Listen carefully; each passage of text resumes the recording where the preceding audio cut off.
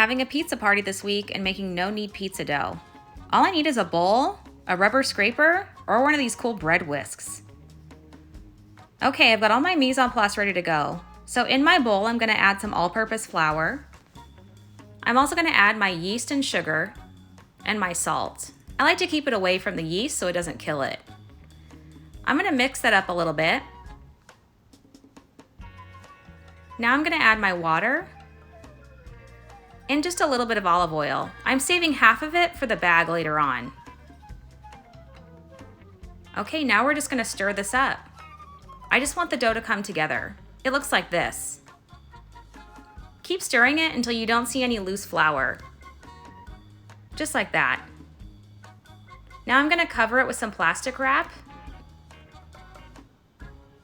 I'm gonna let it hang out for 5 minutes, just like that. Okay, we're back. Let's give it another stir. You wanna fold the dough into itself. I'm trying to develop some nice gluten here.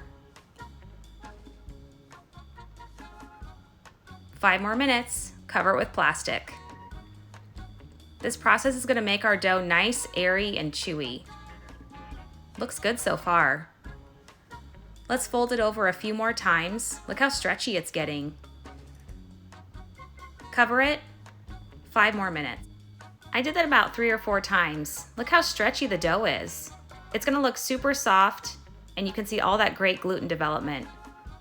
Now we're gonna put it into a Ziploc bag. But first, I'm gonna add that extra olive oil I reserved. Move it around the bag. We don't want our dough sticking. Fold it up a little bit and add your dough.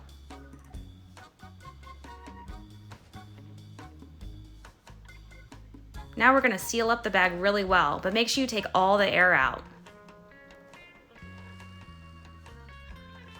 Okay, in the fridge overnight. Our yeast is gonna make carbon dioxide and double the size of our dough overnight. Line a pan with foil and spray it. We're par baking this dough.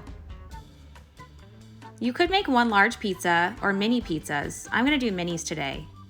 We also need some flour. Get your hands floury and take out your dough. Now do the best you can, and I'm gonna separate mine into 4 pieces today. You might do 5 mini pizzas.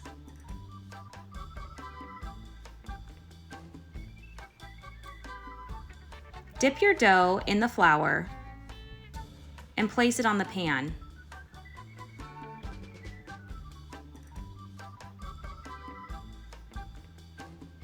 Now we're gonna dip our hands in flour again and gently press each piece of dough out.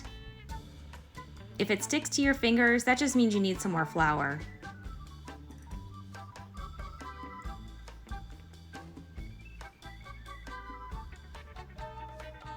Now we're ready to par bake our dough.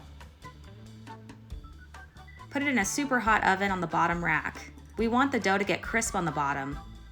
Clean up while you wait. You'll need some soapy water, a sponge, and a towel. After about 10 minutes, our dough is partially baked. It's set, but still doughy. Let's assemble these. I've got a basic tomato sauce here that I mixed up. Let's add it to each of our pizzas. I like to spread the sauce all the way to the edges, but it's up to you. Add your cheese. This is just some mozzarella I shredded up. Add any other toppings you like. My family likes pepperoni, so I'm gonna do half cheese and half pepperoni. Ready for the oven. Bottom rack, 500 degrees. Once they're golden brown, they're done. Let's let those cool for a second. We need a spatula to transfer them. I'm gonna use a chef's knife to cut this, but you could use a pizza cutter. Use an oven mitt to hold onto the pan and transfer each pizza to a cutting board. Do not cut these on the pan. Use a chef's knife and cut all the way through the crispy crust. Serve it up with your spatula.